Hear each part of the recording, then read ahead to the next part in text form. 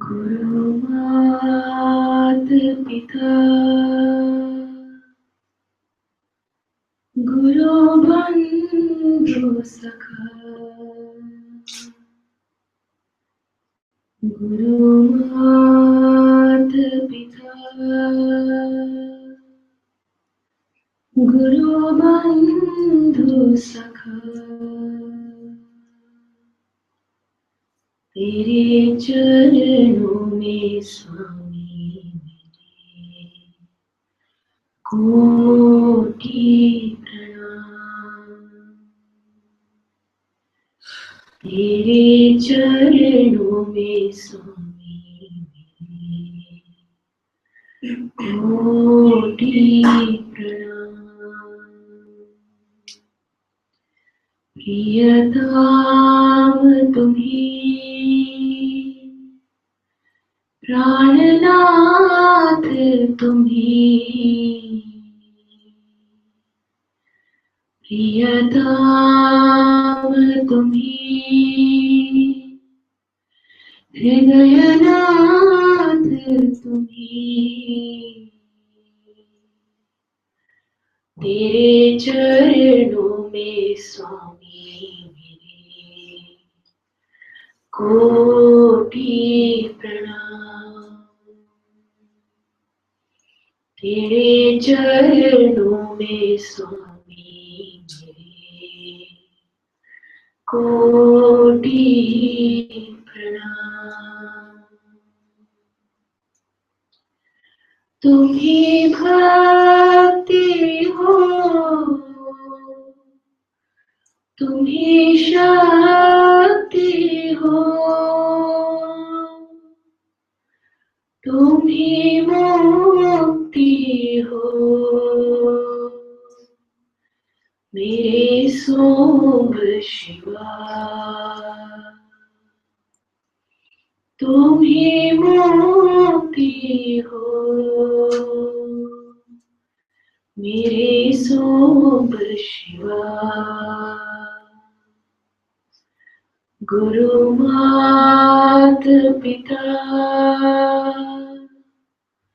गुरु बंधु सखा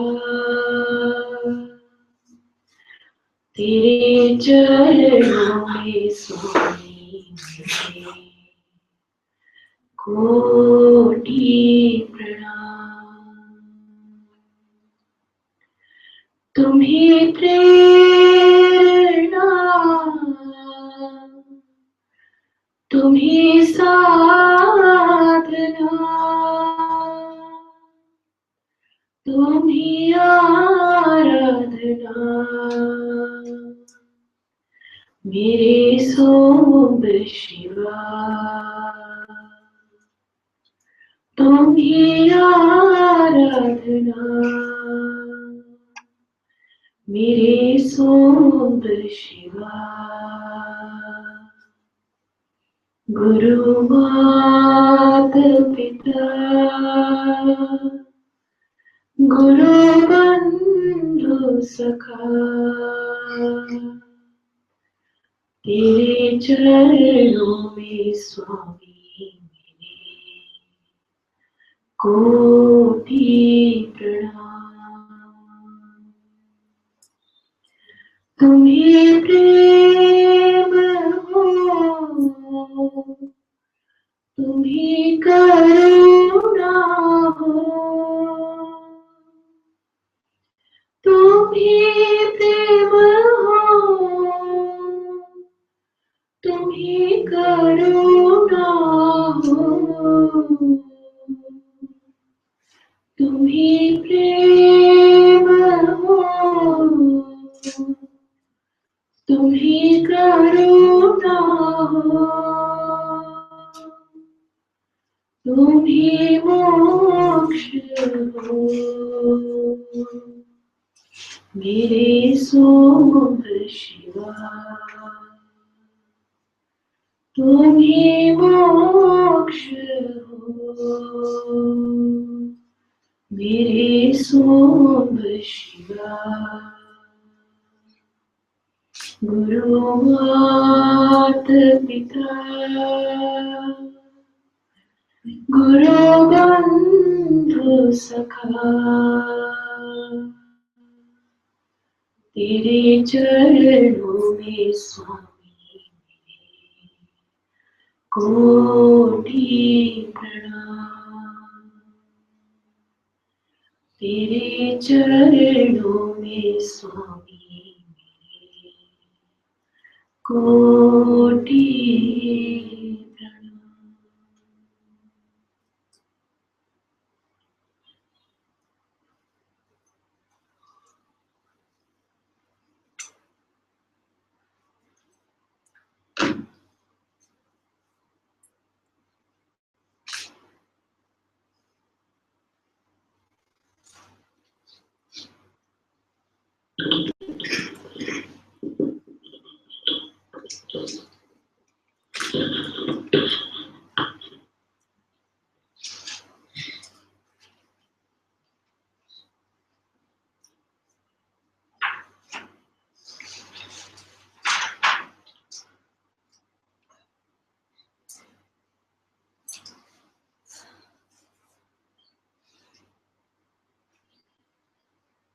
Namaste everyone.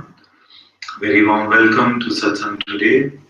Sadhguru Shri Mujiji ki Jai.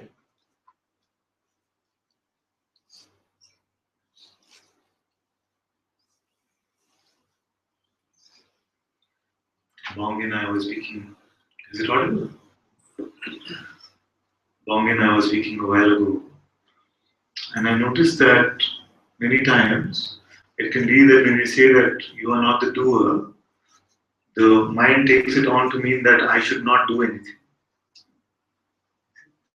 Because the mind only understands the two ends of the spectrum, either doing or not doing. So you say I'm not the doer, that means I should not do anything.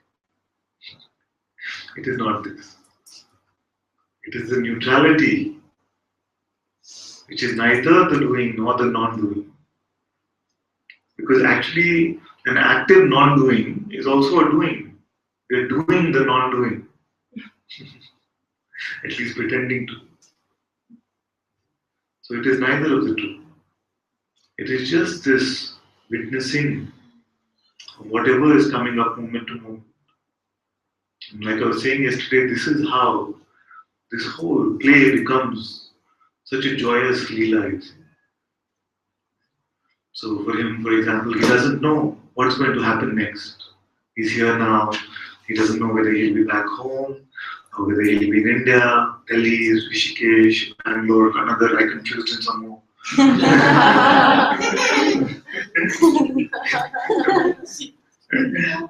So, and this is the wonder. Just watch what's going to happen today. I just don't know. Like I was saying, Satsang is such a beautiful play because I just don't know what is going to happen after this. Like Jerome has his hand up. I just don't know what he's going to say. So it just can be anything, and it's wonderful like this. When we are not attached to outcomes, when we are not attached to any sense of where my life is supposed to be, we just watch it play out.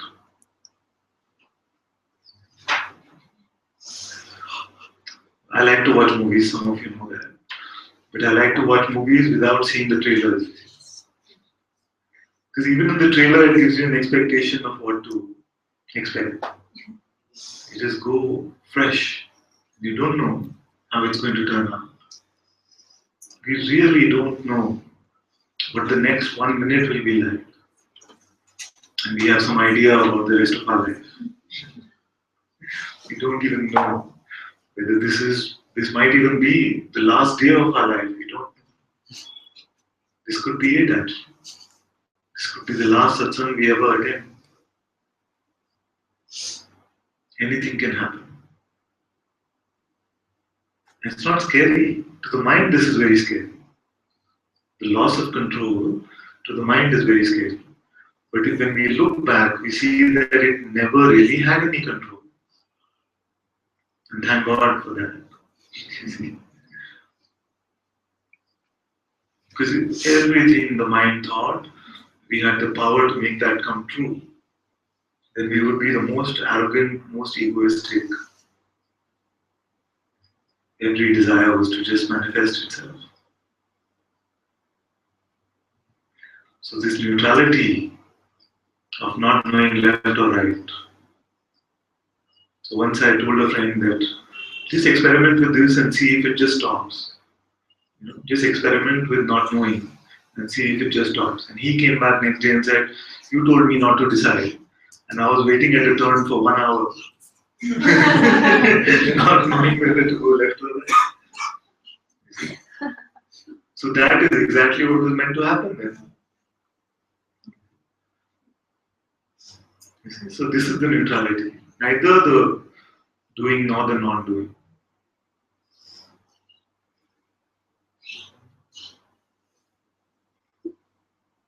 And in this space, this witnessing space, we cannot trouble ourselves with any concepts that my life.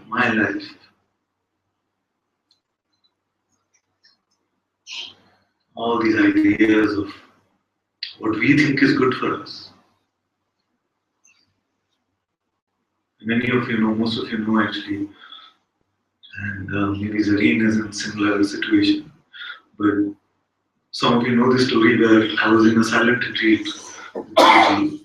And in this case, what happened is that through His grace, there was not this sense of fear or resistance or something blocking. It was just that I was sitting in this retreat. It started first day, and all these business ideas started coming to me. We start this.com, make this app, do this, and then you'll make it big time. This is the best idea you ever had. It was rubbish, of course, but at that time, it seemed like so important. Saying, leave this, you can always come back. You can always come. You see. But now after this, then you'll be able to help the Sangha so much. You can make our own ashram in India. It was giving all of these stories. Through grace, I recognize that this is all just trickery. So this is second day for you, and maybe for some of you, some ideas are coming. Some of you might be getting business ideas. But some other things might be coming like resistance. What am I doing here? Is he really my master? Am I really meant to be here? No, all of this. None of it is important.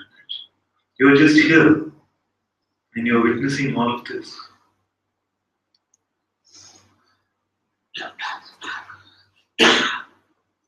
Nothing else is required to be known.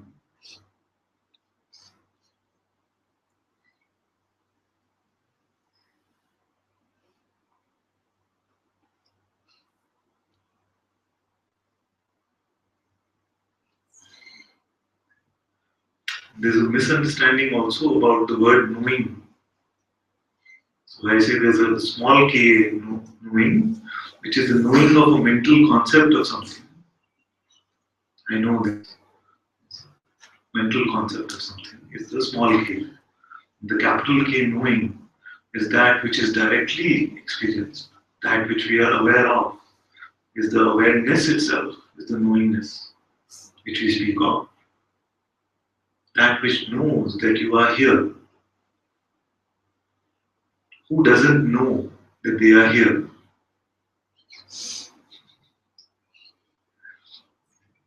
You know, you are. Do you need the mind to clarify this? Do you need a thought to say, yes, you are here? Prior to that, you are. This knowing, this knowingness is what we are talking about. And it doesn't look like anything. This is why the mind struggles so much. It wants to find the self as if it is an object to be discovered. I'm looking for the self, I'm looking for the self. And then when you start to get this insight that it is no thing, the mind is still dissatisfied because it wanted to see some magical appearance. Wanted to see a vision of yourself with 10,000 hands and huge form, bigger than Arunachala.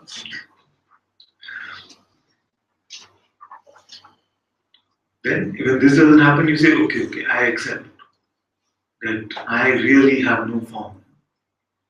But at least there should be some byproduct in the form. There should be some joy, some bliss, some radiance should come out of me. Even this is not a true testament to freedom.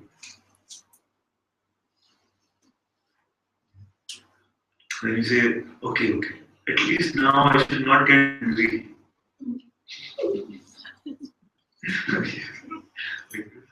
And yet anger can appear. You've seen also in sages, in Nisargadatta Maharaj, it can seem like anger was appearing very naturally. I've heard of some other sages in India who carry sticks around, you know.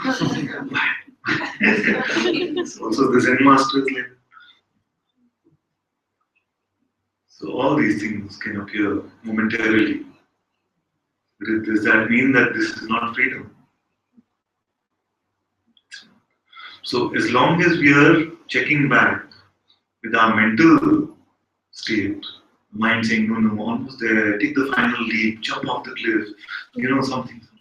Trust him completely, surrender now. Some advice it's giving you. Or we are referring to our emotional state. That, this is here. When I was in Satsang bliss, then bliss went away. So that is what I wanted, and that went away. And that's why I'm not free. It's not true like this. Either your mental state or your emotional state is not describing the reality of what you are. It is not talking about that which witnesses both of these. It is not even describing the presence in which they appear.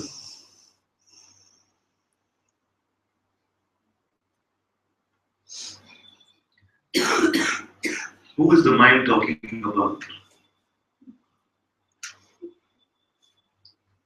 And yesterday I said that we walked one step together, which is to see that the person does not exist. So who is the mind talking about? If not for this made-up entity.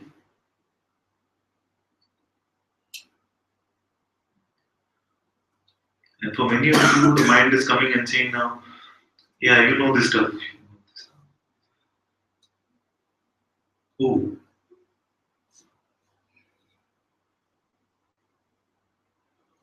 Don't even buy that mental conclusion.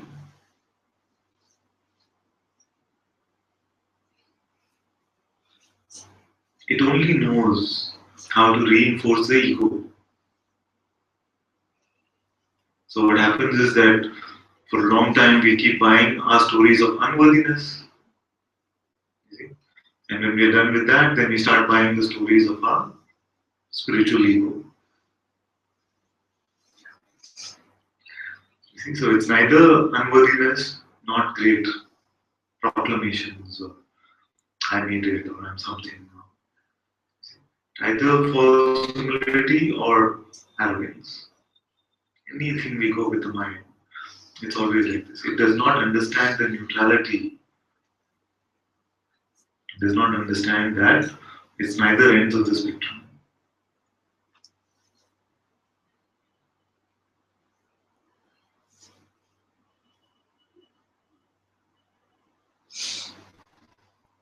And when I say that it is no thing that you are, this awareness is what you are. You notice the tendency of the mind to paint a picture of even this for you. It tries to tell you that there is this dark space which is unlimited. Not even that. Many have got stuck in this visual, this one visual, they've got stuck in for many, many years.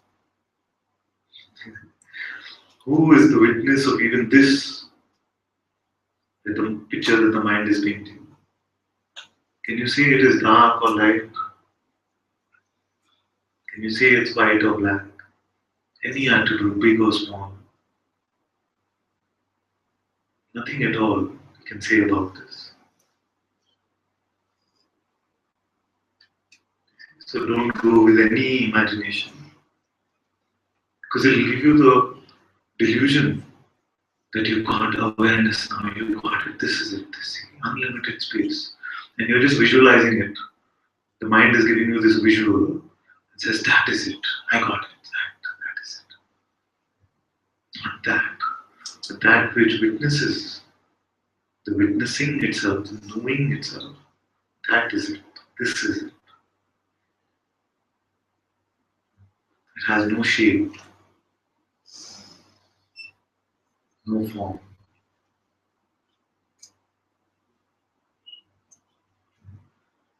And for too long,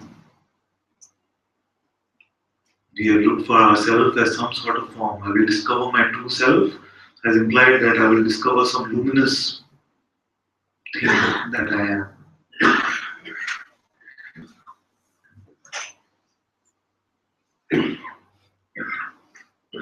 That which is the witness of all that appears and disappears.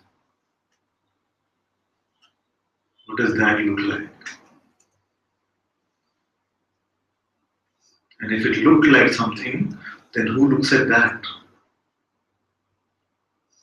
If it looked like anything at all, then who sees that?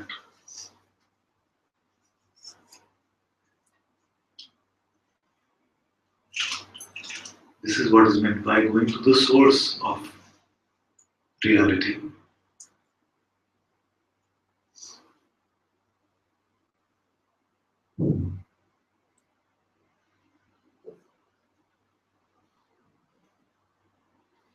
There are also many in Satsang who have understood everything, I'm saying mentally,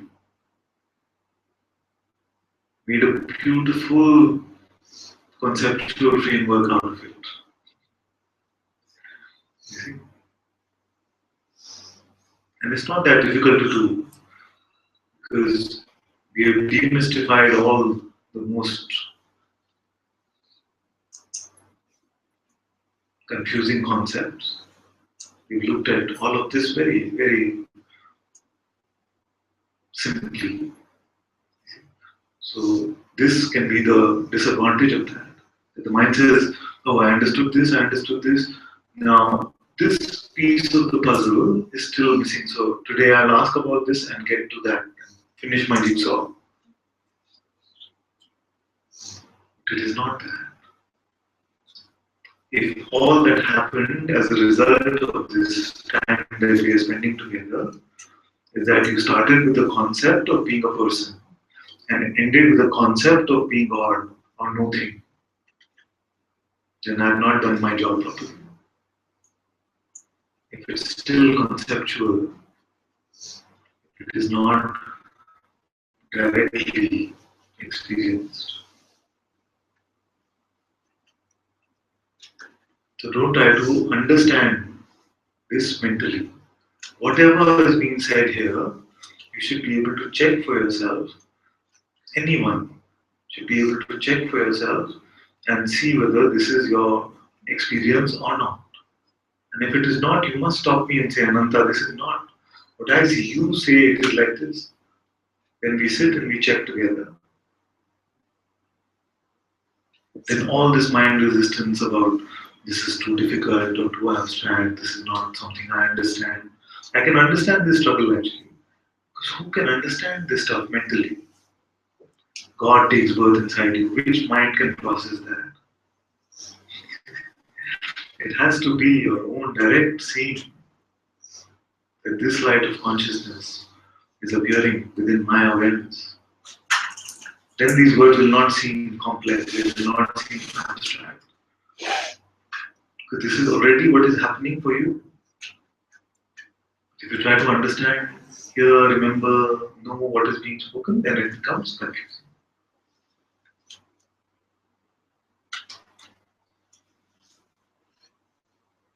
So use these words as pointers so you can check and validate.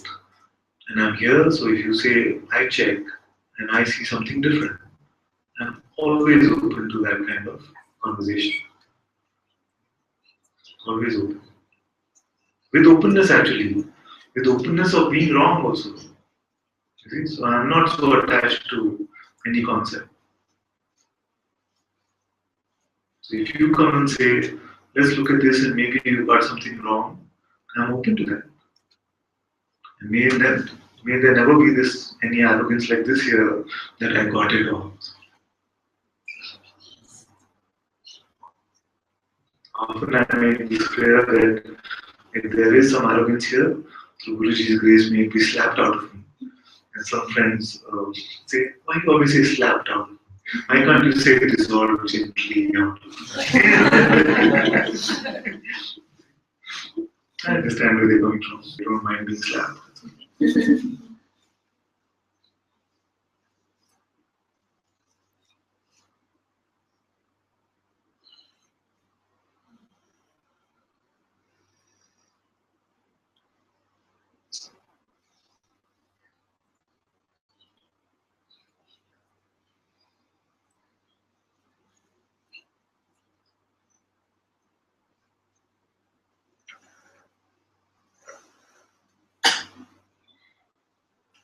I've never heard from Zareen, so she can come first and then joke.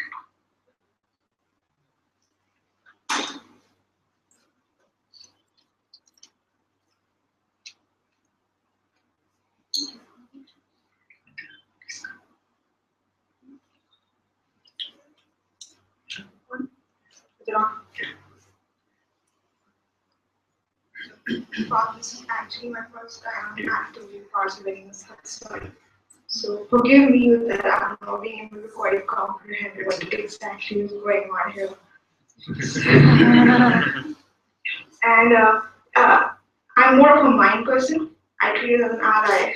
So I don't see it as a problem. Because every time I comprehend something or make decisions, I go to my mind first and then my heart, because maybe my experiences have given bad heart decisions. So it's more that I have become very dependent on my mind.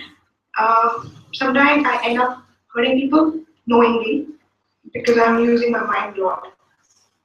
It may make me ambitious, over ambitious, judgmental, but somehow I feel that there's a way I can control it, but I don't find the right button or the right switch to tone it down a little bit. It doesn't want to harm me, but when it talks to me, it likes to monitor me a lot. Where it's just that when a child is running on the road, I like to run because the heart says go, it's your world, keep running. The mind says there's a ditch, so run slowly. You will fall in the ditch. So that controls my race towards on that road. So I am trying to find a balance where I don't let go of my mind, but I also keep my heart in place. So this is a question that I fight a lot. And now that I've come for this retreat, probably this is the highest form of satsang where I have landed myself in a silent satsang. So you can't talk or question. I don't want to disturb people who are here with questions because they probably are on a much higher level than I am. I start from -0 maybe. So, and I can't even ask my husband because he is the one who's really introduced me to this, and I am here to support him. He means well for me, and he really wants me to intact my mind and heart together, keep them as best friends, not as stepsisters. Like to listen whatever they want to listen and do whatever they want to do. So if you can help me in striking a balance, and I hope I can conform to it because it takes a lot in me to follow a path without breaking any rules. So I really hope that the solution you give me, I can apply it and maybe help myself in taking better decisions and being more patient. Because that's one thing that I lack is patience. So I really hope the solution helps me. How do you? I don't know. I mean, I've really spoken in the Satsang before, so if this, I'm sure this all makes sense to you, but I hope I'll be able to apply it, and I hope my mind controls itself better after this. I like very much this kind of honesty, integrity to just come up and just share without worrying about judgment, any of these things. Oftentimes I've seen that what we refer to as heart is some sort of a emotional center or something like that.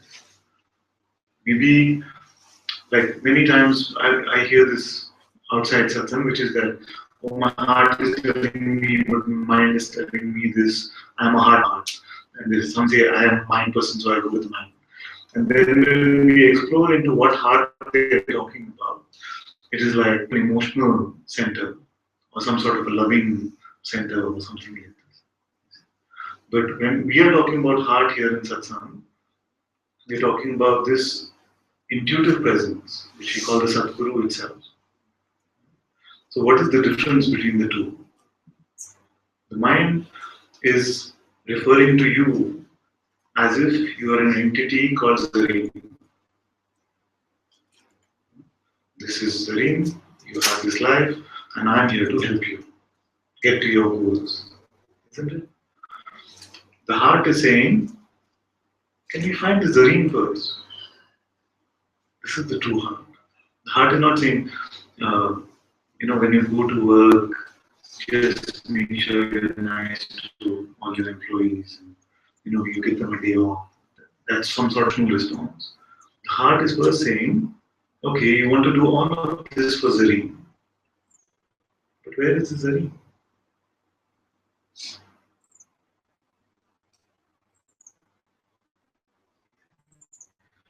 So, and I can completely relate to what you said also about ambition and wanting to at work.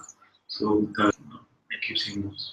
For a large part of this life, there was this idea that God is just an idea for losers. And I had to do something big with my life, have a big software company, all of these goals. Now, what happened is that all of those things started to happen, but I found that happiness or that peace or stability or contentment that I was looking for was not available in these things. So I saw that, oh, this is it.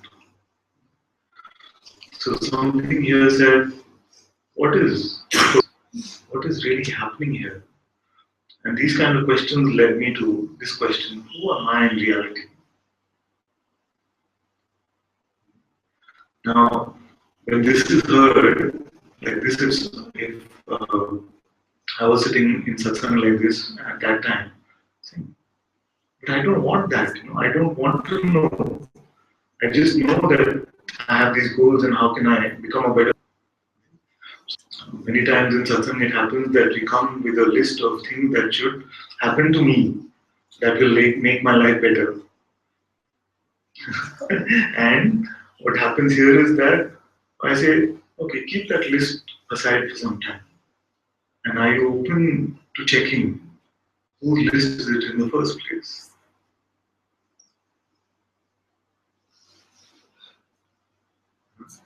This is a question which I'm asking you to see. Because I can tell you that it will save you a lot of trouble.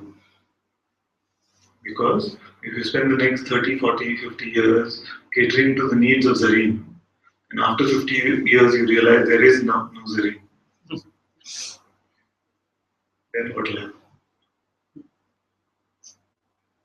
So are you open to the possibility at least that there is no Zareen?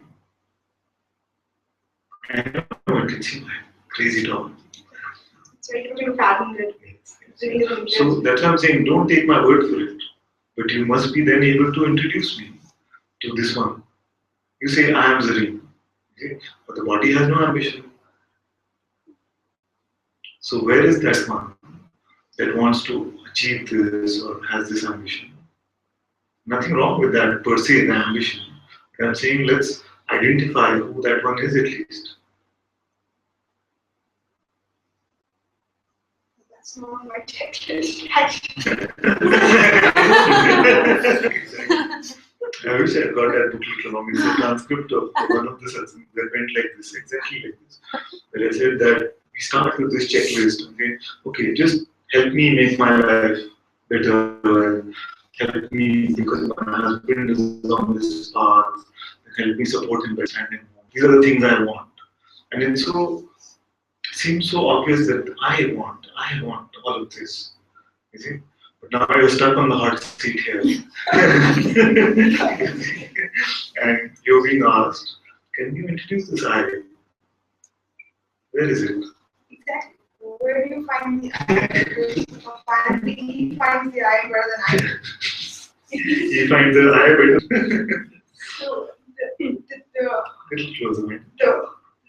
way of finding I don't really understand. So, Good.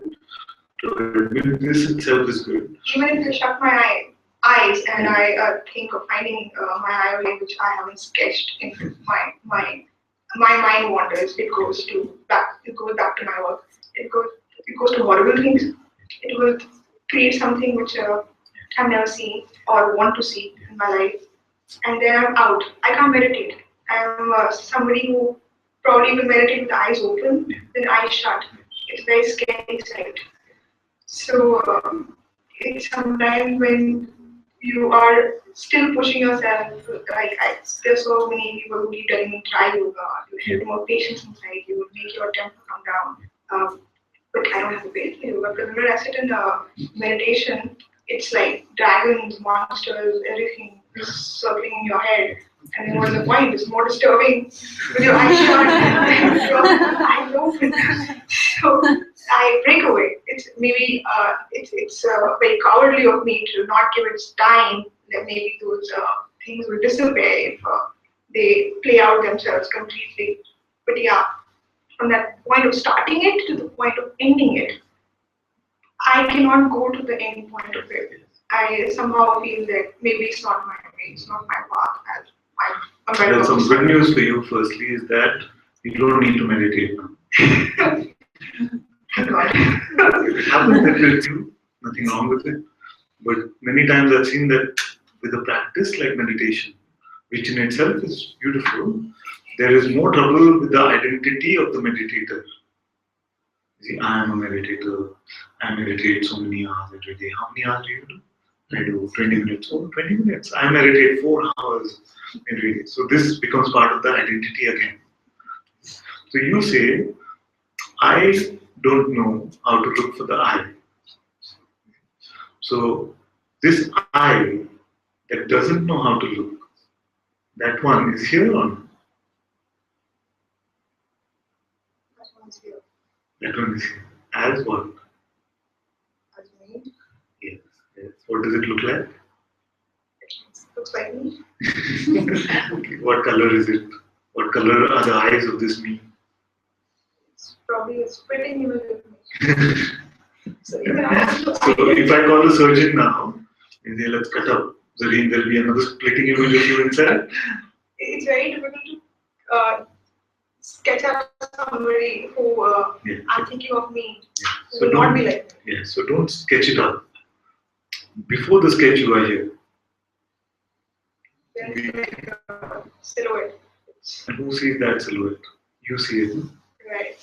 So this I that sees it, and I know your mind must be coming in, resisting and saying something, whatever it's saying, don't worry. Just we can take it really slow. You say there is a silhouette which looks like me. And who watches that silhouette? I'll never delve into it farther, so Yes, that's why we're doing it now. It doesn't need any hard work. It just can be very simple like this. immediately it comes to my mind that it will probably look like me. Unless I want it. Yes, so the mind is giving you this thought. This thought is there, no? So are you looking at the thought or is the thought looking at you? You are. So this one that is looking at the thought What is this one like? This one is somebody who is probably skeptical about looking at the thought. In this moment, before the thought even comes, is it even possible to be skeptical? Started the first reaction that my mind triggers. Yeah, the mind triggers it, but you watch that, isn't it?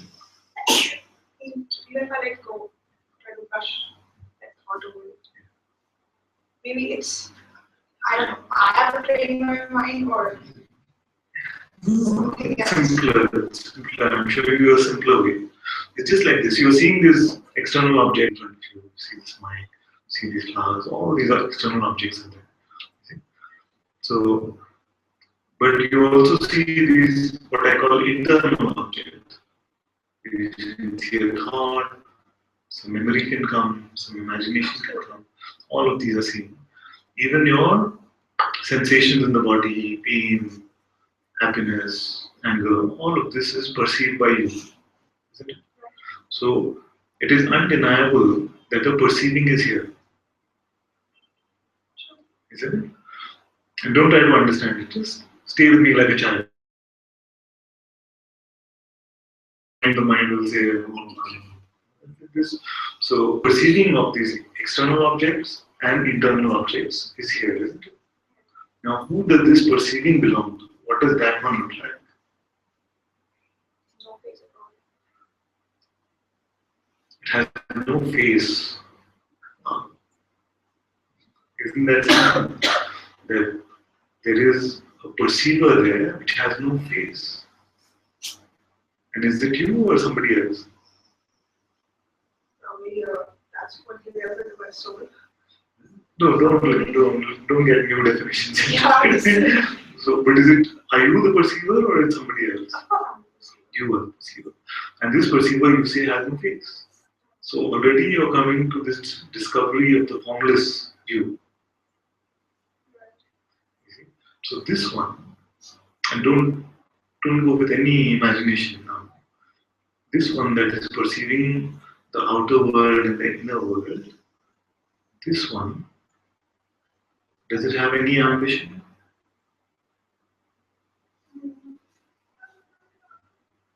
Bad that person has an ambition. No, but we can just check and see. Is it a person in the first place? Can there be a person without a head or face, like you said? It shouldn't be. Here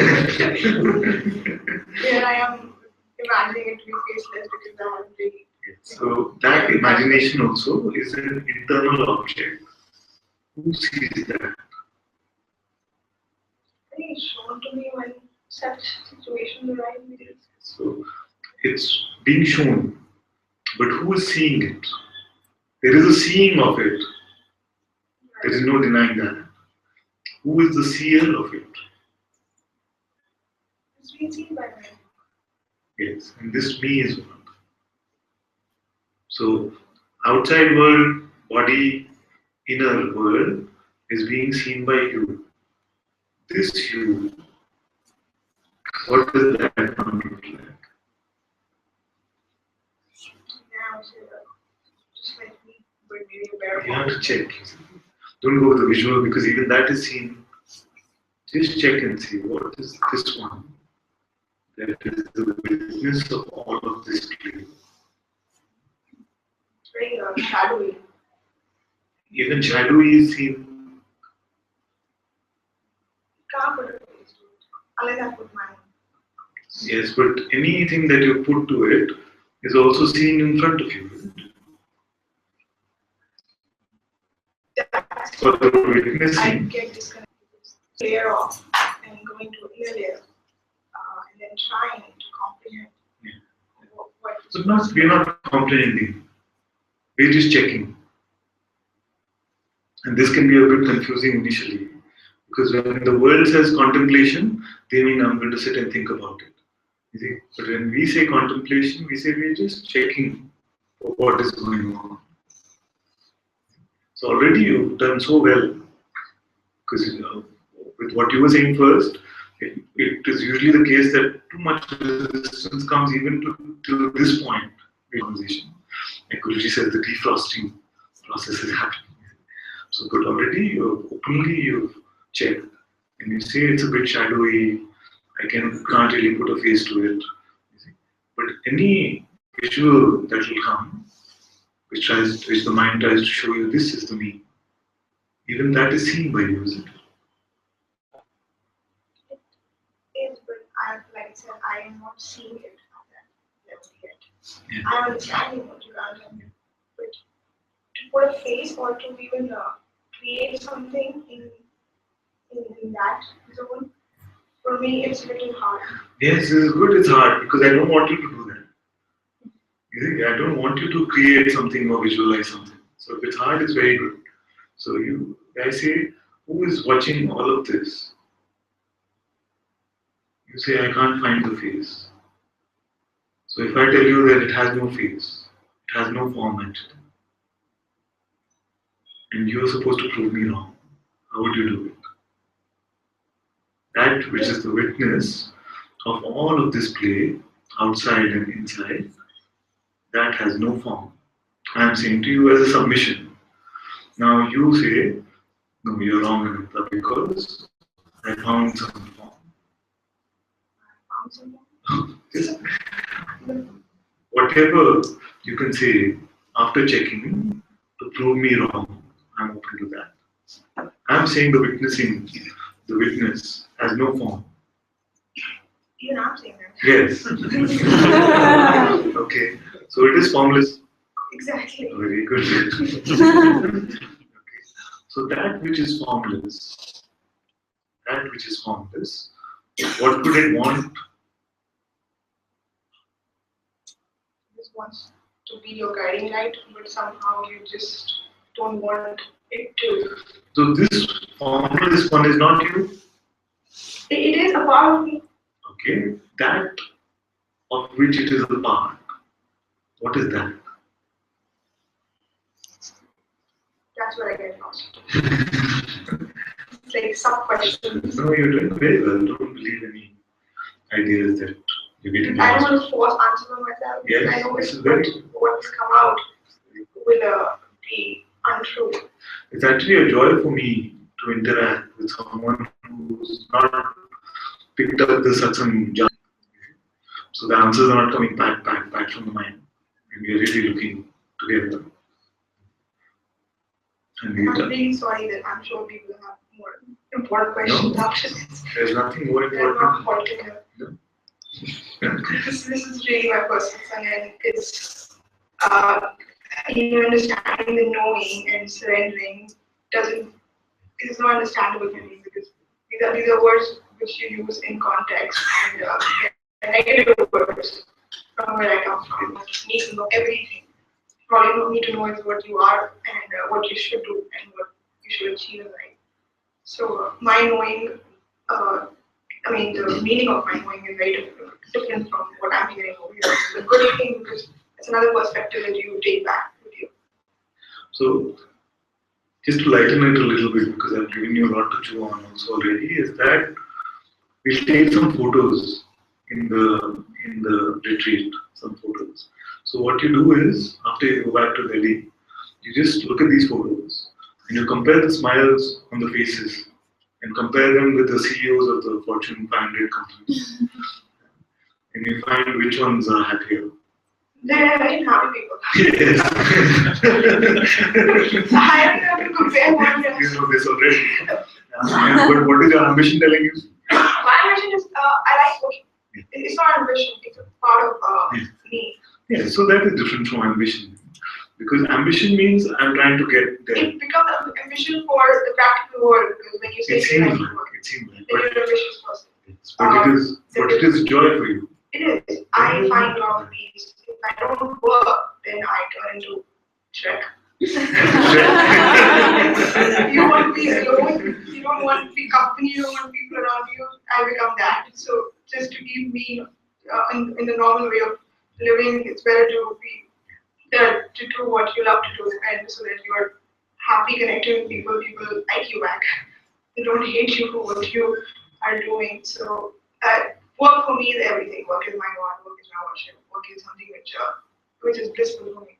So there's nothing wrong with work.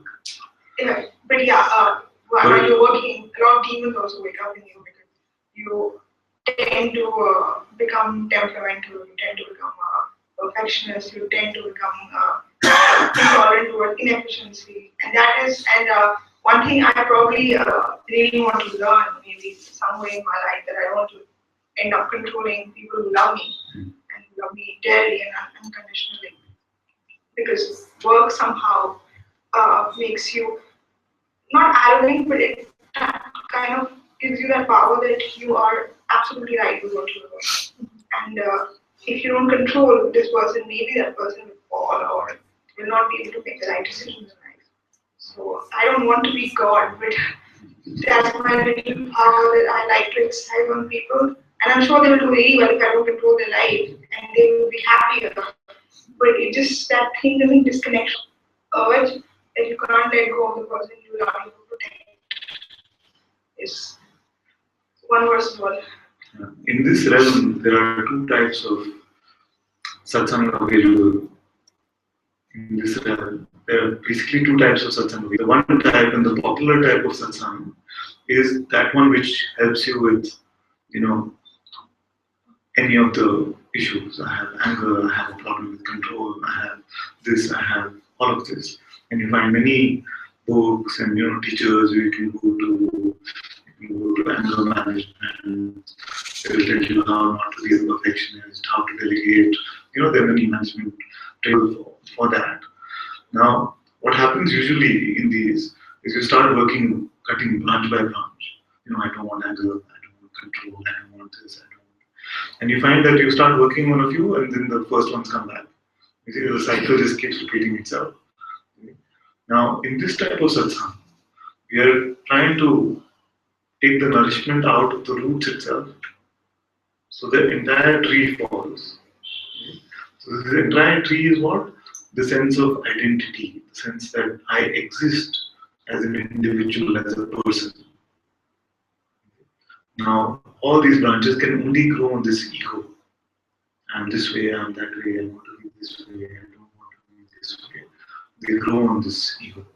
Now, suppose you had the opportunity to come to the second type of place where this entire, the roots of this tree are getting chopped away, and none of this will bother you.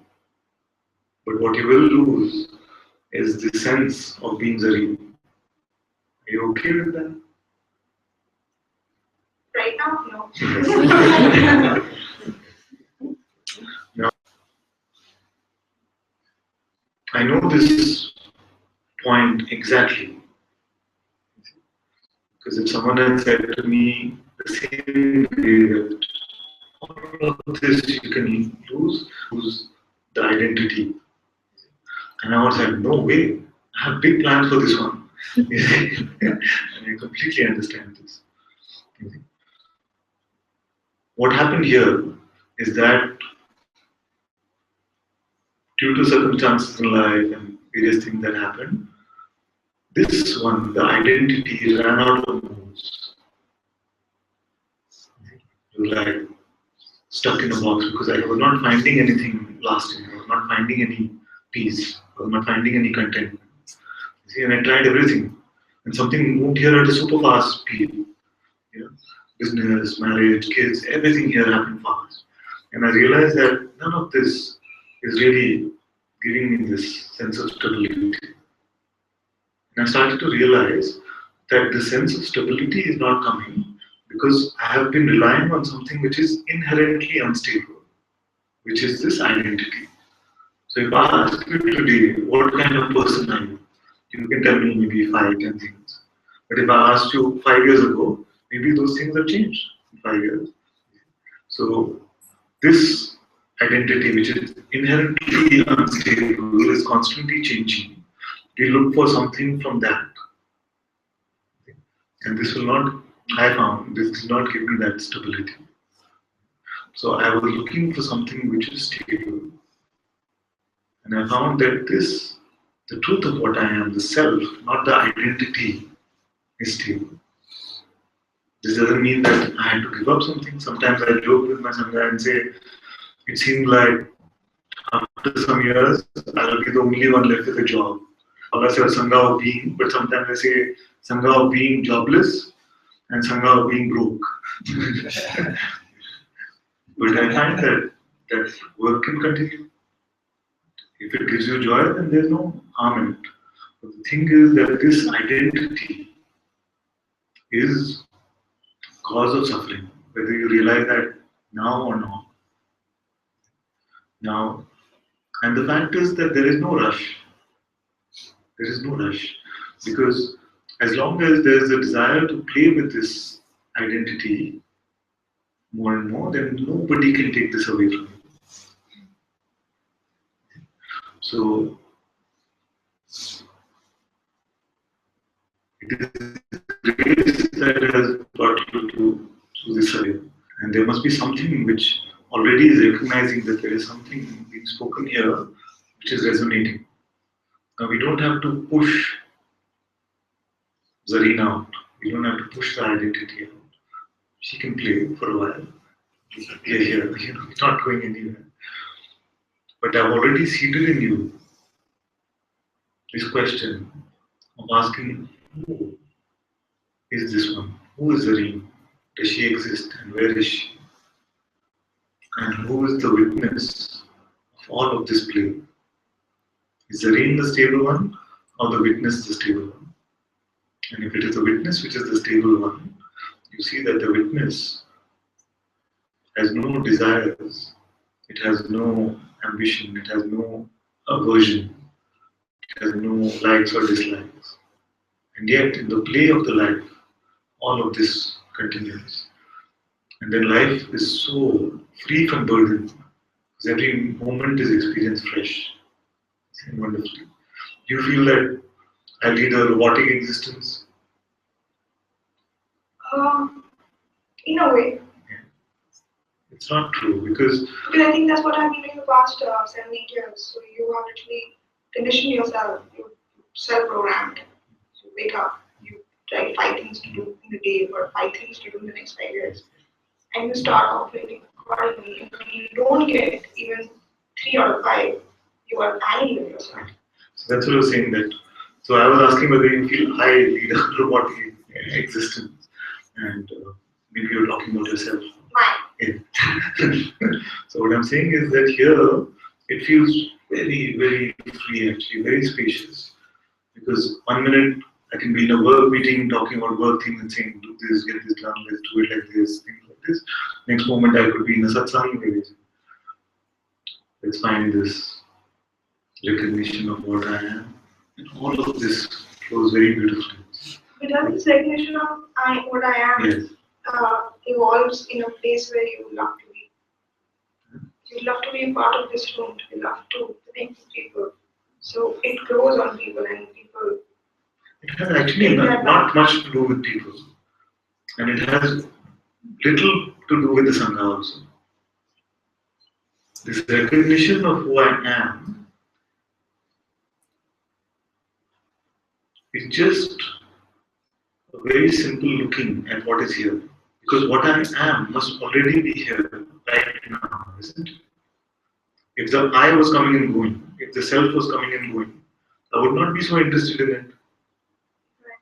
So if the truth is here right now, I must be able to find it right now without any conditions. So why don't you bring it out from you? What is? In a different scenario. Because I'm sitting here, maybe I will think deeper or try to connect. Or at least find some iota of an answer. But when you go back to where you come from, and you are in a different situation, different place, different people, and you ask this question in front of them, they look at you as a lunatic. Yes. It's not a good idea also to ask. What has happened to you? How you found your spiritual self? Because everything which you were trying to find about yourself, unfortunately, is becoming the spiritual side of you. Which is now you either have a philosophical side or a spiritual side. So I have neither.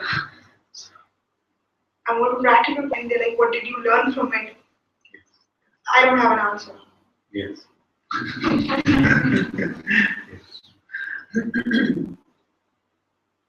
What hopefully you would have learned is to question the existence of this person itself. You say, I'm this kind of person, my husband is becoming more philosophical, spiritual person. How do we find this balance? All of this. Now, suppose that you play this game of person, like as children we play, doctor, and all of this. Then after a while it becomes clear to you that there is no person. Right now what seems so ludicrous and radical, suppose that is the truth. Okay? So all that I'm saying is that if there is a person, it must be here. But that person is pretty crazy, likes to don all Where? kind of they like to don anything and everything. I can be Superman also.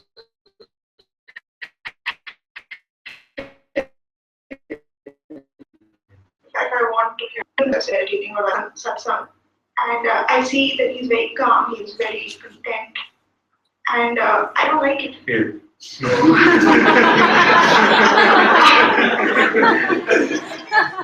like too young to be content. It's like, it's a very cliche thought that you have to be slightly more mature and experienced to be content. Yeah, I mean, I would like to plan a retirement, but I have to really work hard to get there. It will not come to me easily. But then he says that everything's going to be fine. Why don't you talk to Ananta? And then I'm like, You can say. You and your Ananta. not exactly, but then I don't, like you said, ludicrous. Like even I posed a practical question like that. You say I was just having such a nice satsang, and now you're coming up with these questions which are funny in nature. Something I remember many years ago having to Ramesh. So I told him this that I'm so inclined to this question, who am I? Want to look. But what do I tell my wife? She's just not into it. And he said, let her come to you. When she's open, she will come. Why you want to force it on her? And I feel like she's watching probably so she can confirm this. But I don't feel I forced her into any inquiry, any of this. Even now, it's not the most attractive thing for her, this kind of inquiry. You see? But also this is for Sumaya, it's very beautiful what Adi Shanti said, that it can be that we're saying what we're saying is the truth. So I remember there was a time when I was really getting into this inquiry, watching Satsang all the time, things like this. And my wife and I would be sitting at dinner sometimes, and she would say, I had a terrible day, this one said this one said that. And I would say, to who? I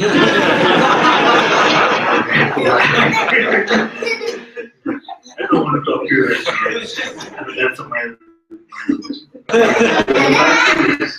that it was what I was saying was true, but it was coming from a space of specialness. Which was coming from a spiritual ego. And I was being a jerk, basically. Adi Shanti says this is the spiritual jerk. Everything you could be saying is true, but actually you're still being a jerk.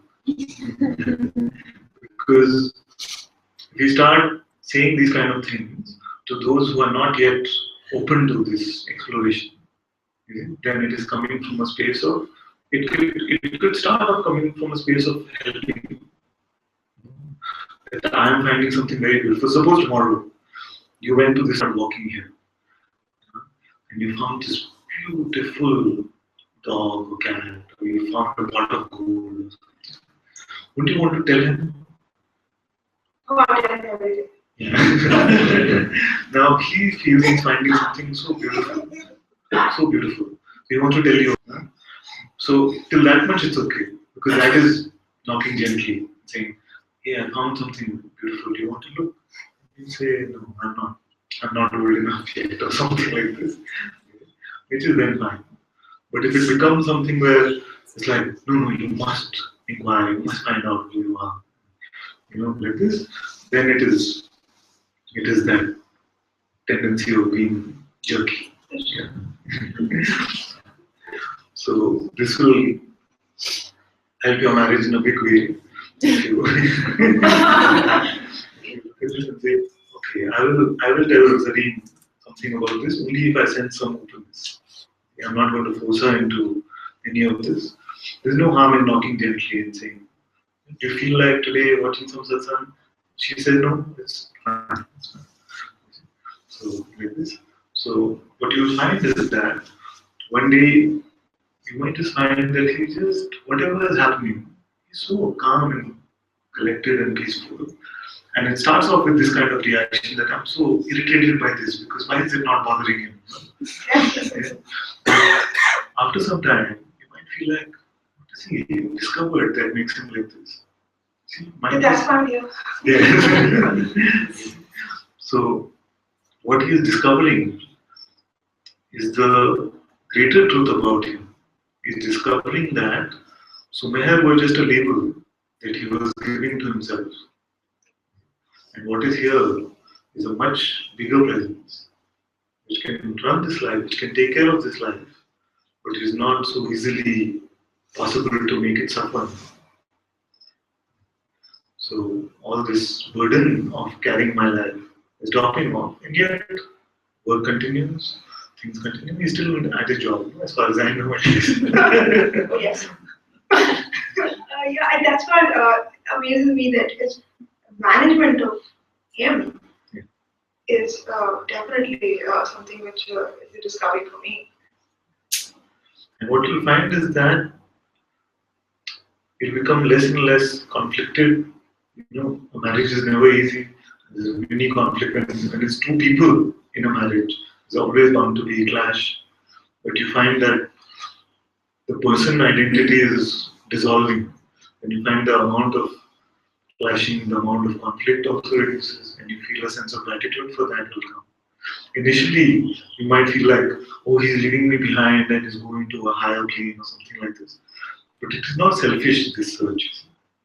Yeah, I will agree with that. Because first time I went to Rishikesh, I had to tag along. I thought he probably would take a bus and go somewhere else. Yeah. So this is sometimes, because every time the usual opinion outside this room is that if people go on a spiritual journey, they become abandoners. They become they don't like to live in the practical world, and they like to be in a different space altogether. And I think that you can do everything in life. Even if you are a spiritualist, you can still be in touch with your family. You can still be in touch with your work or real life. And the balance, I am yet to find that balance. But if he's found it, that's amazing. I remember there was a time that I felt to come to Tiru for my birthday. So I came here and I was just randomly, just not even from the gate of the ashram, just randomly started climbing Arunachala. So I'm on the mountain climbing, like that. And my mom is calling again and again. So I said, I'll call her back. No, she kept calling. And I looked at the phone and said, what? She's like, give me the full filmy treatment, okay? Like, dad is in trouble, we're worried about you. Are you going to that? She felt that I've just left and I'm going to become a sadhu in the case of. I said, I'm coming back in 2 or 3 days, So these kind of fears can be there. But I don't feel in Sumeha's case. In many these fears don't come from you. These fears come from, like you said, your mom. Yeah. We have a mom also who does the same thing. It's like, are you guys sure? What is he doing? Is he really need this intelligent person? The lawyer, you should not be, delving so deep. And why are you finding so much about yourself already?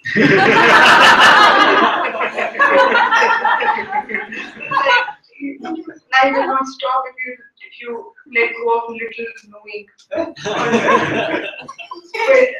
like I said, I don't think it's all about knowing. It's just about how you manage yourself. You need to keep both sides of yours compatible to each other. So that is what I'm here for. So I usually don't make predictions, but I don't feel in Sumay's case I see him as a sadhu. No, his mom might come on Satsang and ask you about that. Yeah. He's very far from a sadhu, and I think I really feel bad for sadhus in a way. It's good Ramamala out here.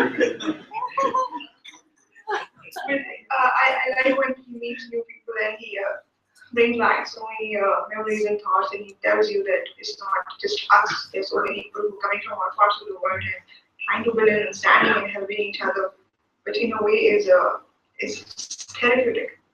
I feel sitting in this room asking this question, I'm still shocked with myself that I'm sitting here and I've seen so many people who are wondering that this is going on and on about about stupid stuff, but it's a good experience because when you sit in the room, like I said, maybe there's some positive energy or there's something which opens your mind, and especially when I'm supposed to be back at work with what I have just learned. It's calming. Usually, if I was in my city, it would have been a very different situation. Probably not even thinking of being here would have been wouldn't have been on a checklist. But this is something which probably I had to do, and how it happened, I'm very thankful. So, just at the end, let me ask you one very simple question. I have a checklist of things, suppose. Isn't it important to validate who this I is before we focus so much on the checklist? Just logically asking the question. Yeah, Ananta. But like I said, I'm so dominated with the way I programmed myself that reprogramming, I know, I mean, very honest, it will be very difficult for me.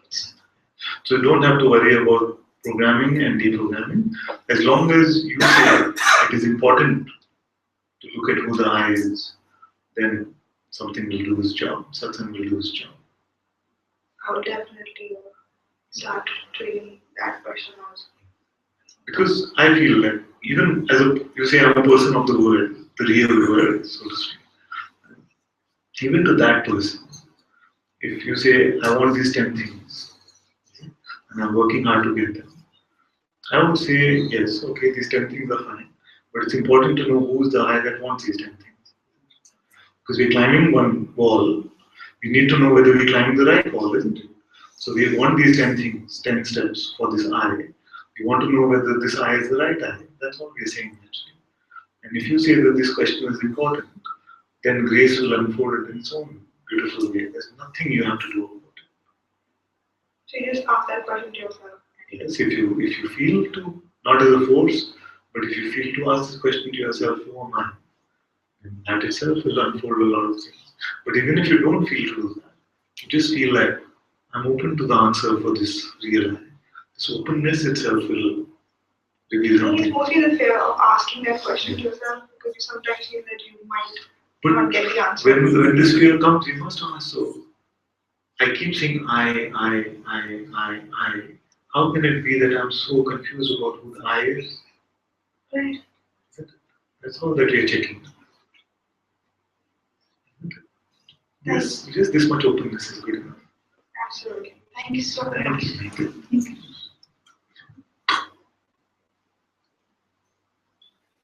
That's mine.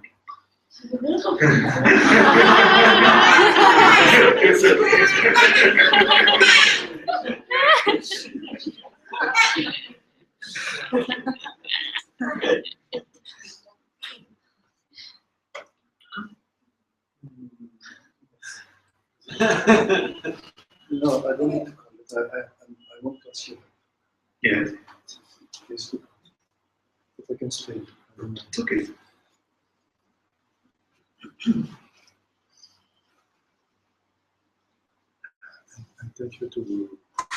And thank you to give this time because I could rest.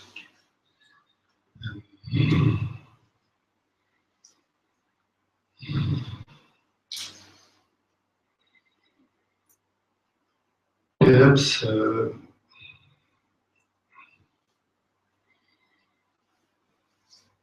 is something that we shared together yesterday at the first satsang. This morning, at the breakfast time, some inner teaching came to me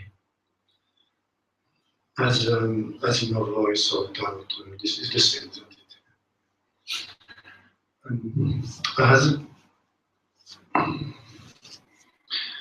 judging the dynamic play of consciousness, it is absolutely a nonsense. And just after that came, you are the source of display.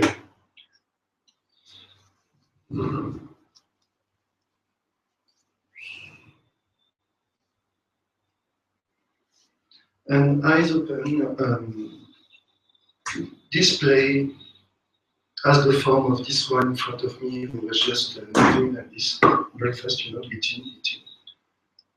Just contemplate that.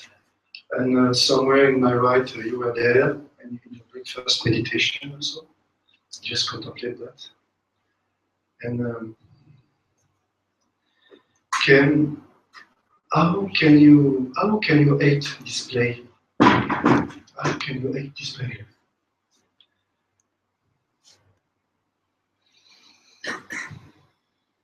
The source of display is love itself, and I had a test of it.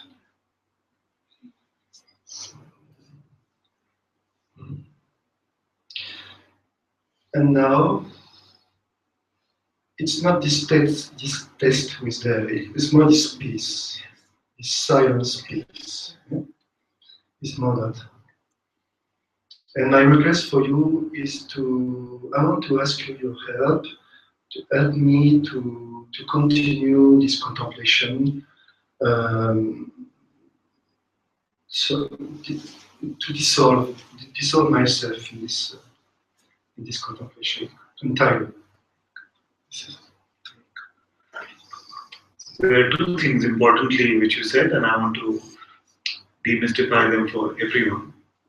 One is the inner presence or the inner voice, or the Sadguru's voice within. Okay. And how do you distinguish between, because many who come to Satsang initially, they have this question about, how do I know this is just not my mind pretending to be the inner voice or something? How do I really identify that this is the Sadguru within? So the way to check is that this voice, the intuitive presence, is qualitatively different from the voice of the mind. How is it qualitatively different? It is accompanied by space, love, peace, joy. And this is what all of you taste when you come into satsang as well. If it is just somebody speaking from the mind, then it would be very tiring. But you feel this sense of spaciousness. You feel the presence of love and peace. This is the intuitive voice. Now, with the mind is always accompanied by grasping, wanting something for the me. I want something, I need to have this. And it's mostly in a rush. Rushing, no space. It's in a rush to get things. Sometimes it says the most beautiful things, and it comes as if it's one authoritative master or something. But you can spell it out. So, like this. So very beautiful intuitive guidance can be available to you. Like this, and you can sense it. It's so spacious, it's not in a rush, it's not bothered about whether you follow or not. It's just present. Like this. And this voice we can trust. This voice we can trust. Now, if there's a smidgen of a doubt also, that is this my intuitive voice of the mind, then forget about it. Because like I said, the spirit, the Sadguru, the inner presence is not in a rush, it's not going anywhere. So if there's doubt, leave it. Just leave it. So this is the first. Second is that you spoke about love, the tasting of the love, and then it coming to this simple piece where even the tasting of the love goes. And at the same time, you see that the source of all of this is also love. Therefore, there must be one is this love which is tasted phenomenally, only in the presence of being. I can't say more about this. Only seeing knows this. So this one is in service to your unassociated being. As you are getting rid of conditions that you have attached to your being, you find that love, peace, and joy are in service to you. You are not chasing any of this. In fact, you even come to a place where you say that if they don't come back, if I never have a moment of love, peace, and joy in this way, then I have no trouble with it. If it is just nothing, none of this appears, no trouble with it. So this is the first love, the qualitatively tasted love. Now in Advaita, sometimes there's a cause of confusion because it is said that love is all there is. Also, this is said like this. But you see that even this love is coming and going. So how can it be all there is?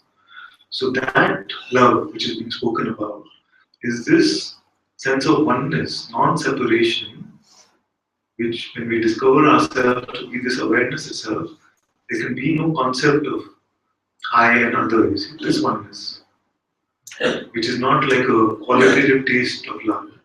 This non-separateness, this non-separation, this is also called love. I usually don't use that because it causes this confusion. I don't refer to that as love because it can be confused with this tasted love, which is also coming and going, is only present in the waking state. So it is true when you say that love is the source of all of this, but this oneness, you see, this sense of oneness is what we're talking about there. And then the other love that we're talking about is this feeling of love. As waves. As Waves, yes. So like this, what is happening is that as you are in Satsang more and more, you've had a beautiful season so far in Rishikesh and now here, as all this conditioning is dropping away, you'll find that even this phenomenal love is in service to your being. And you are not even asking to stay in anything. It wants to stay in you actually. It is serving you. It is at your feet, not personally. So stay with this dropping of all conditions, dropping of all concepts about yourself. And you'll find that all of this is available to you. Yeah, it's not about thought anymore. Thought of what I perceive. This world is there, and this world is there as love. This is what I'm seeing now. I can just speak now. And love is expressing itself in this seeing, in this perceiving of so-called this world, but not at a separate space. No.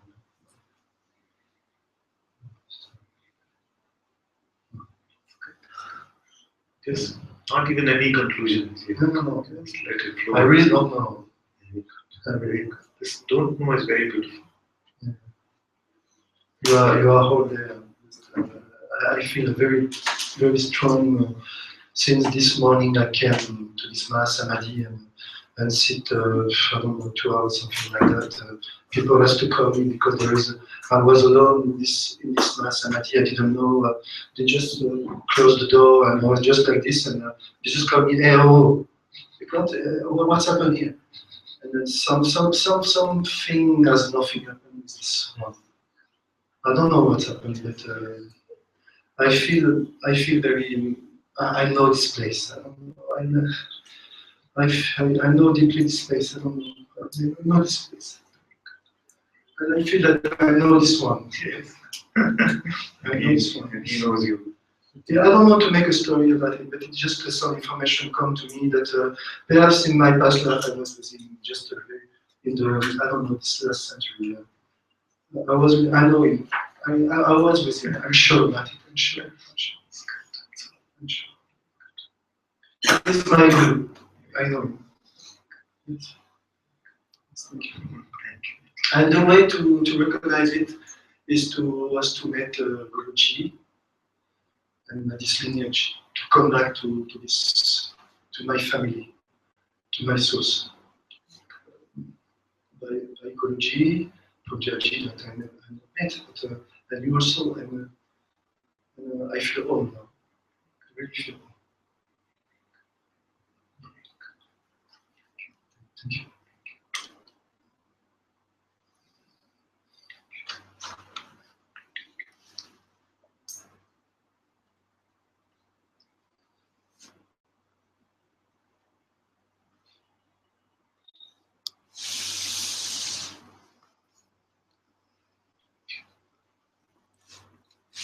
And some of you I know also. I know that you are there also. Perhaps you are not conscious now, but I know I can see. I don't want to say too much.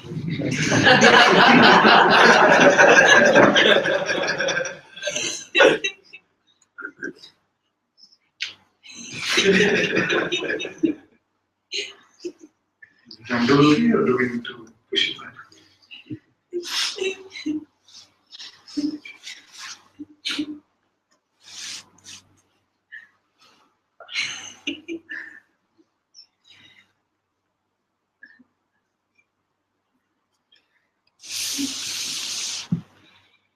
We can move this chair a little bit. Move this chair a little bit. No. Facing me. Yeah. So I can see you better.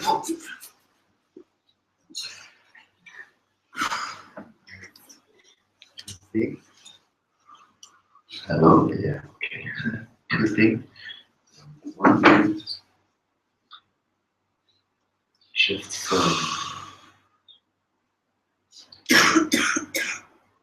something wants just to express. Thank you.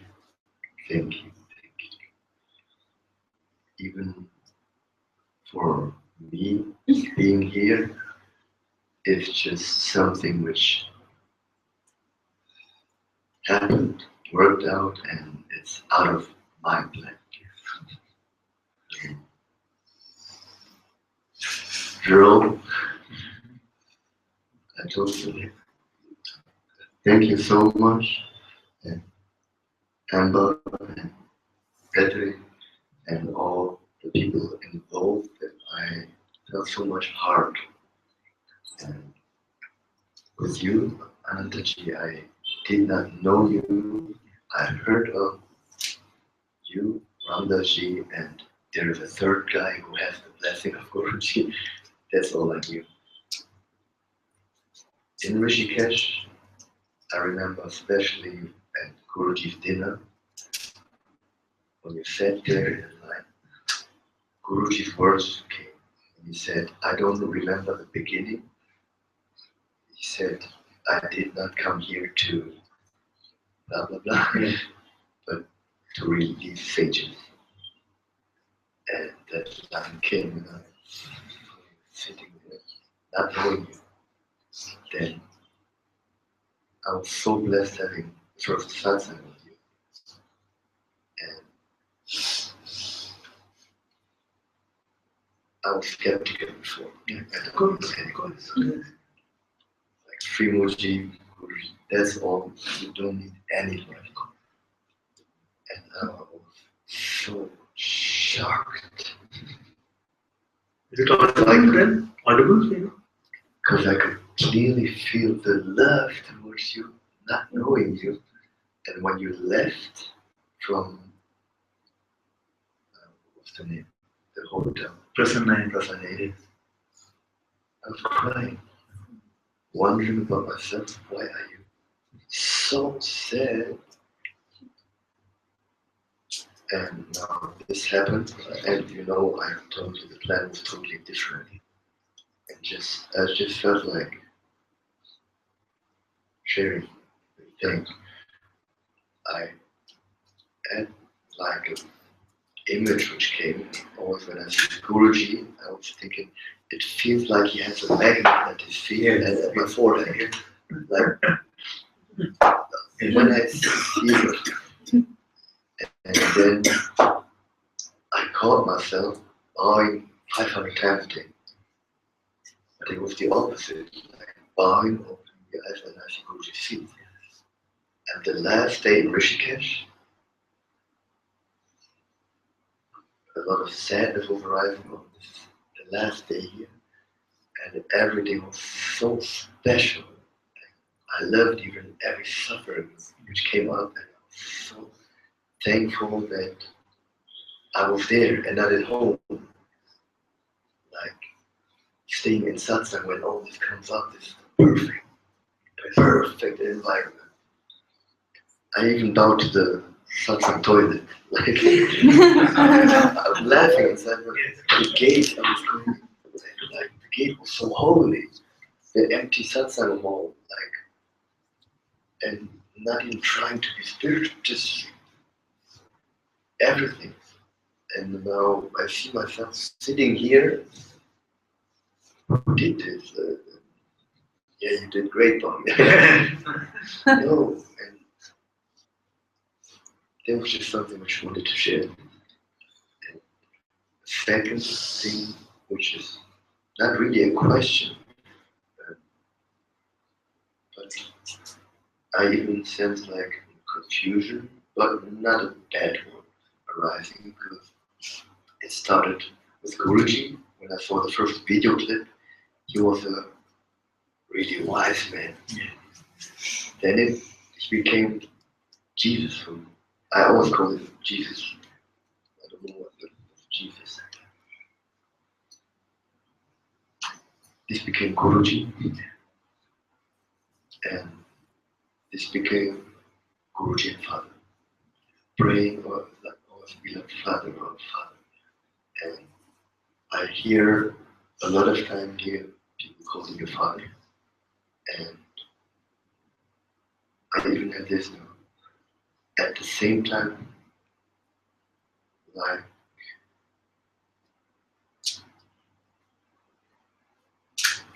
there's a difference and there's no difference, but sometimes it's just a prayer comes out, beloved Father, and like Guruji, and beloved Father, Ananta. The words are the same, but it's like, and like then I see a confusion arising, like, and even Guruji, like the Guru is like takes the darkness away, or and of course I I clearly can watch this, or like, so just the words are the same. There is a difference, and it's even I even feel like it's even crazy to think about his terms. But so that's why I said it's not that important, his question. But I was just maybe I should ask this one. How to call you? Is it okay? Like Guruji, Father. Like, it's not really important, but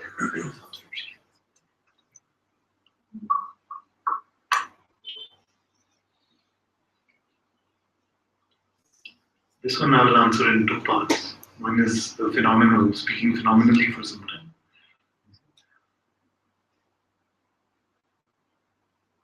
I feel like when I met Guruji for the first time, he just picked me up like a little baby and he carried me in his arms. And I feel like he's never put me down. So I still feel like I'm in my father's lap. So, and I really feel like when something is being shared from here, these satsangs happen, this retreat happens, it's all his. I'm actually, like you, I feel like I'm always at his feet. And everything is my father's problem, my father's doing, my father's experiencing. So when any of you say Father, I feel like it's all going to him actually. I'm just an instrument in his hands.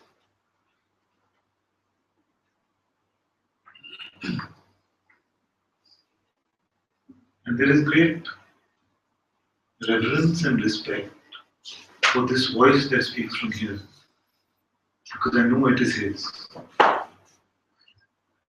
So even if any of you call me, it actually for me also, it doesn't really matter what you call me, but any reverence that comes towards me, I know is reverence towards his voice, his presence.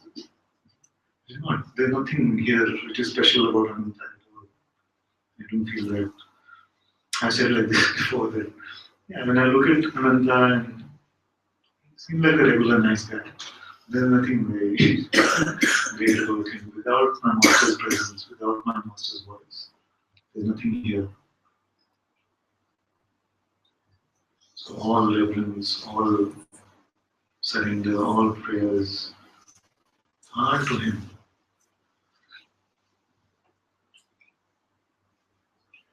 This is speaking phenomenally.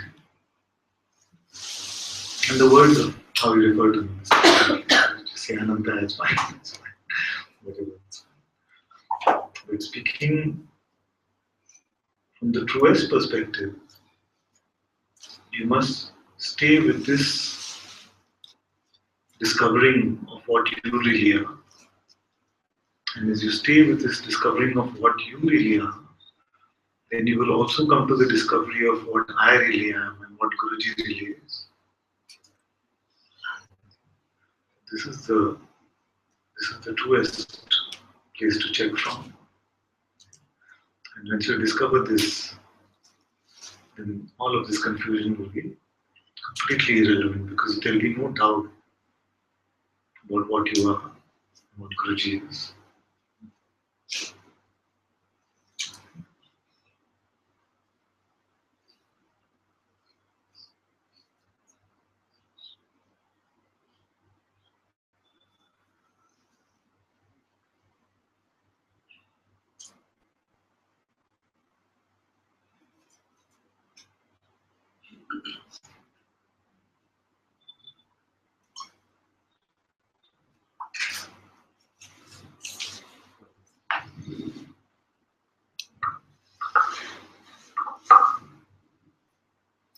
For this, I have no words. I remember asking Guruji about this. You were there, right? That one attachment to Guruji. Ah, yes, yes, yes. At lunch, that is, yes. And his words were inside you.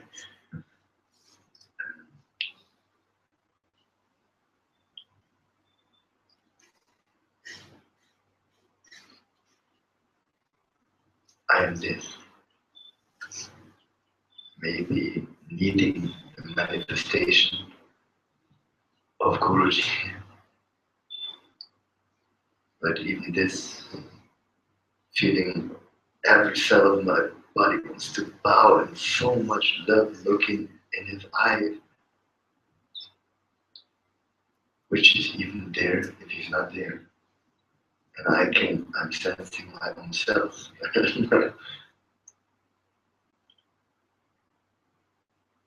Still as manifested as this body,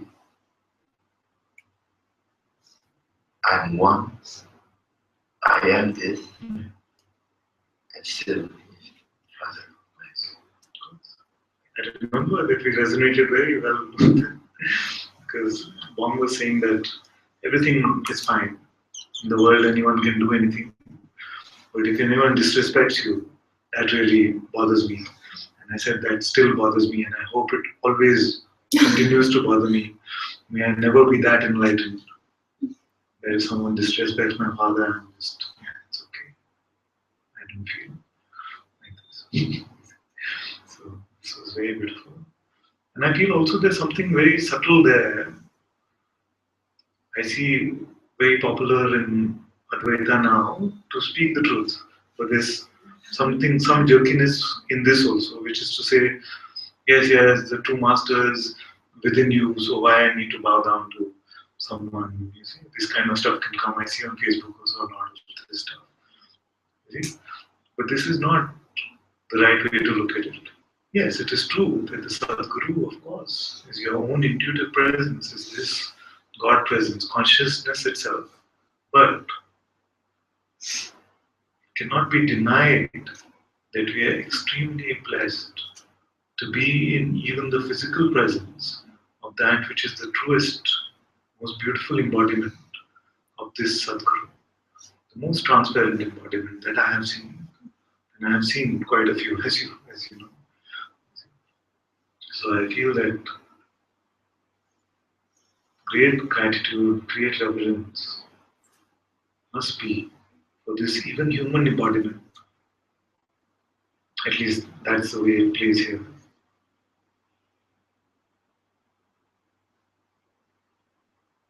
I feel that there's some resistance or some mental stuff going on when people say, oh, I don't need now to bow down to any guru because I discovered the Sadguru is within. Then if you find the Sadguru is within, then it appears even in the physical manifestation, the same presence, the same smell, the same fragrance. How can you not bow down? I don't see this as a possibility. This one takes the form of this outer manifestation. It's true. But if there can be reverence to this one, then there is also reverence to the physical manifestation of that one. So may we never be that Advaita. we have a resistance to bowing down at the feet of our Master.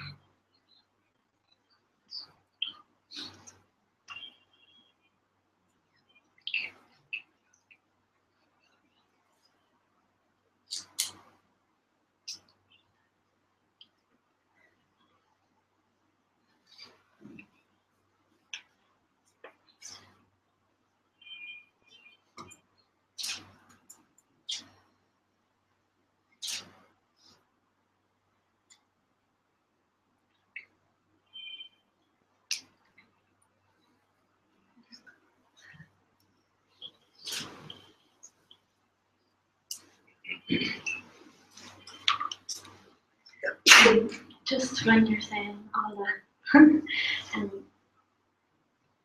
I don't want to ever feel like I'm like beyond having some arrogance or something. And I just want to like say this when you're speaking, because I really don't have any of that stuff at all. Yes. Like, so if like I have complete reverence and respect and like love for both you and Guruji, and then like always at both of your feet as like one. But actually, I have no problem if someone comes and completely disrespects either of you. It doesn't bother me in the slightest because I know it doesn't mean anything. And like maybe I don't want to hang out with that person, but really it doesn't bother me at all. And so I just want to say in case, like, I don't know if there's any arrogance, I'm open to you completely saying you're so arrogant and whatever you want to say to me, it's okay. And also the time that I spent in Rishikesh, like I just noticed like there was kind of like a little bit like it was like coming from the mind, but like the sense of like wanting to be close to Moody. Just like you can feel all the energy of everybody wants to be close to him. So then it was more that the most peaceful thing was actually I didn't want to be close to him at all. And truly, I actually don't mind if I'm never in his physical presence ever again, even though it is like the greatest blessing and the greatest gift to be in his presence. But if that never happens, I'm completely content and at peace because he's here. I don't feel like I need to chase him or follow him or anything. And in a way, just like the way it plays, is that even though like when he's there, he doesn't really give me any attention at all. And in a way, I was a bit like I wanted his attention, you know. But actually, I just kind of made peace with it. I don't mind if he never sees me or anything because it doesn't mean anything. So I just wanted to just like say all that like to you, and if just whatever you can do whatever you want. So I was.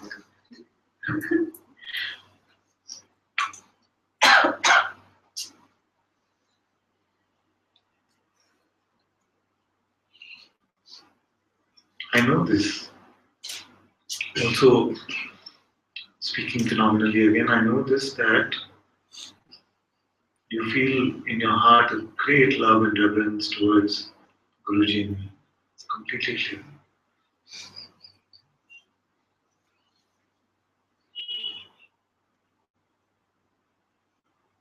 And I know that you also see that from the ultimate perspective, none of what happens in this appearance really means anything.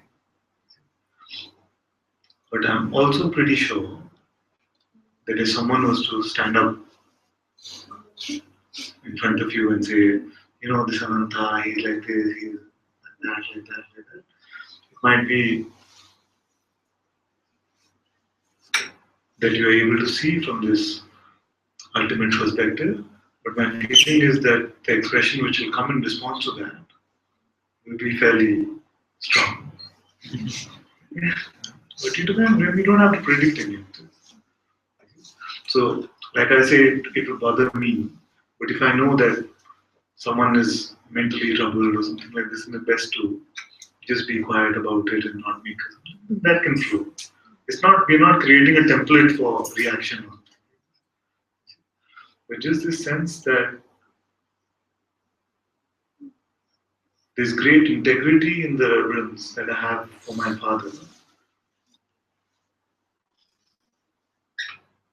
This plays out exactly how it is meant to. Like many times, not many times, a few times on Facebook, someone posts something which is not nice, and many times it's like, okay, just let it go. It doesn't deserve a reaction.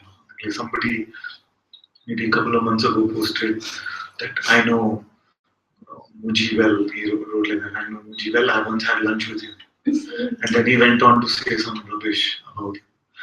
And there was this feeling here to just respond and say, firstly, you had lunch with him doesn't mean anything at all that I know him well like that because I had lunch with him. And the rest of it is all rubbish what you're saying. This feeling came that I wanted to. But there was also this seeing that this is exactly what they want.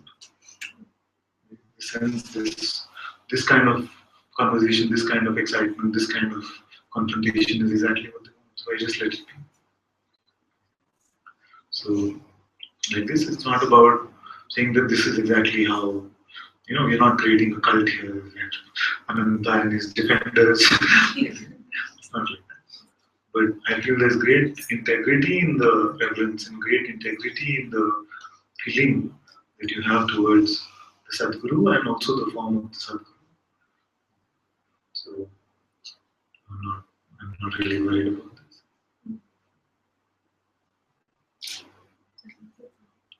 Just wanted to like say it openly or something because I don't want to feel like I'm just like hiding anything.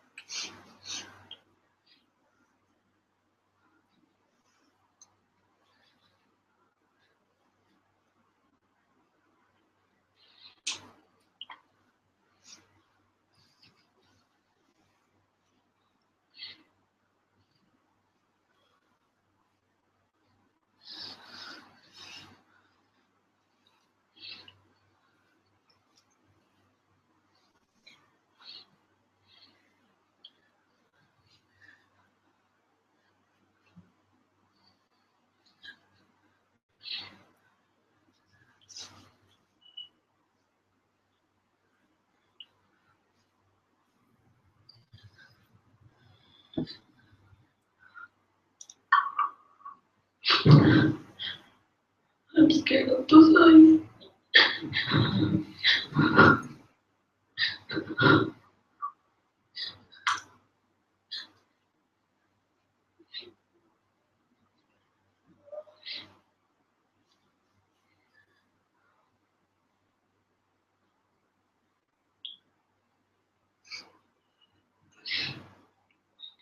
You don't scare me a bit.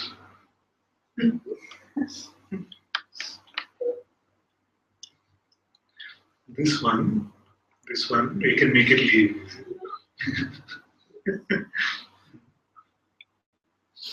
Because actually this one has no power.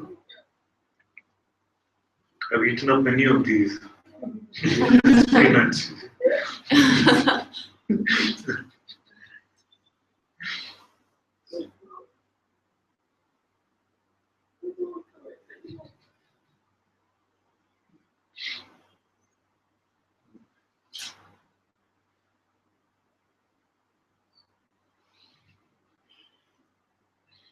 The best way to get rid of this is to laugh at it.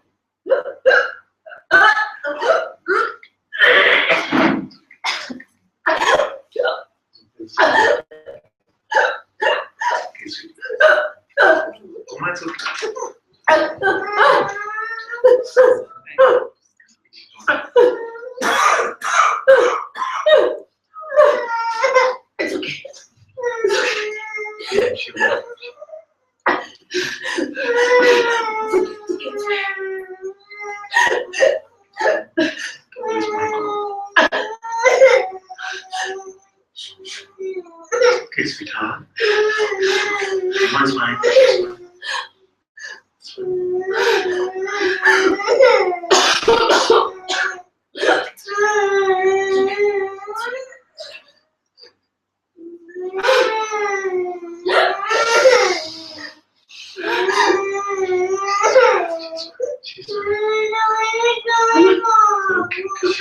She won't. See how much we laugh, no? How much we laugh just now? Not crying, not crying.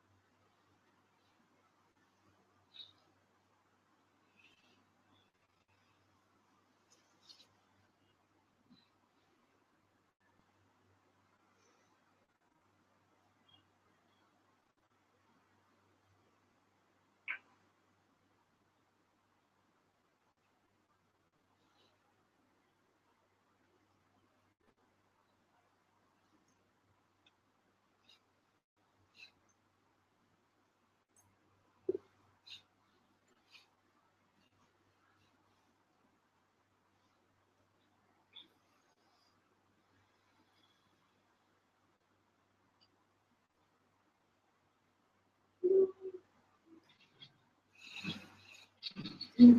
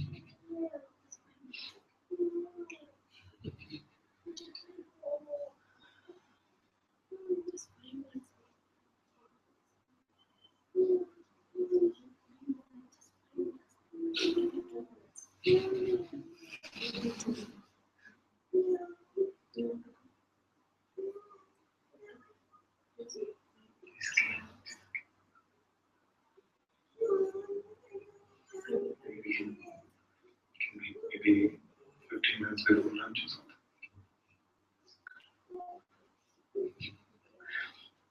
You'll be a little more relaxed.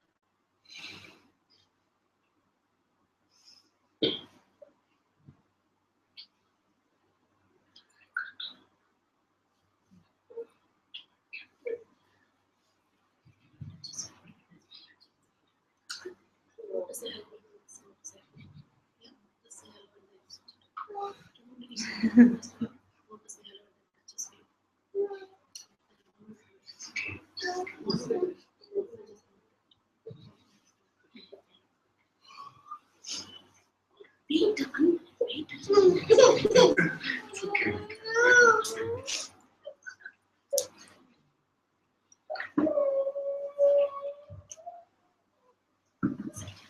Time again.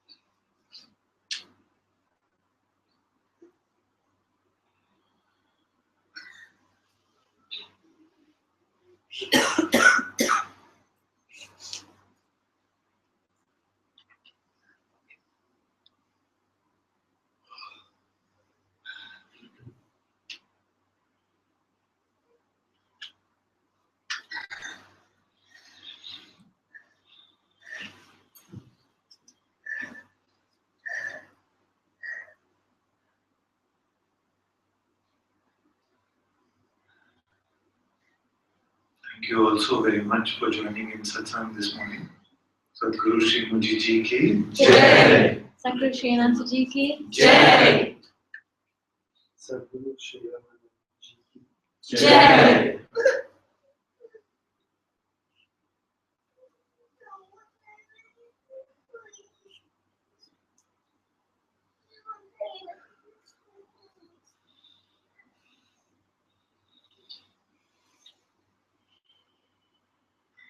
What do you all feel about singing some bhajans tonight?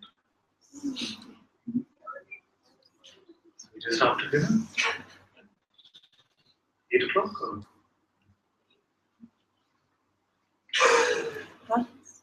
Yeah? Yeah? It's going to be very dark. But it's okay. At least they can hear. Can I still come before the Yeah? That should we go? Can I come? Yes? Must be important. No, it's Okay.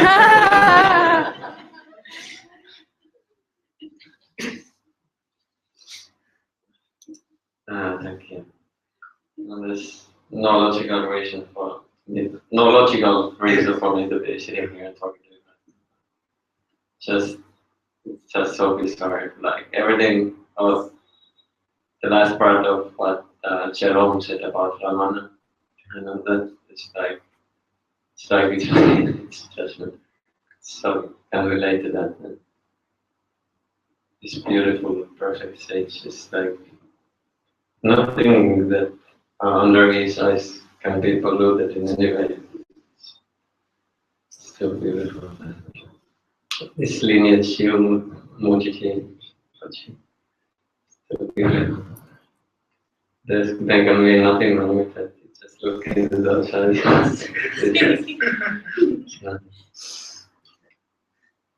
And you're always it's only and what also the number came up, it's like just 5 hours. Yeah, come over again. And there was a beautiful explanation that you gave about, because I also felt like I wouldn't care if someone comes to you, but there is something that there's the underlying wisdom that knows how to react to that also. So, thank you so much.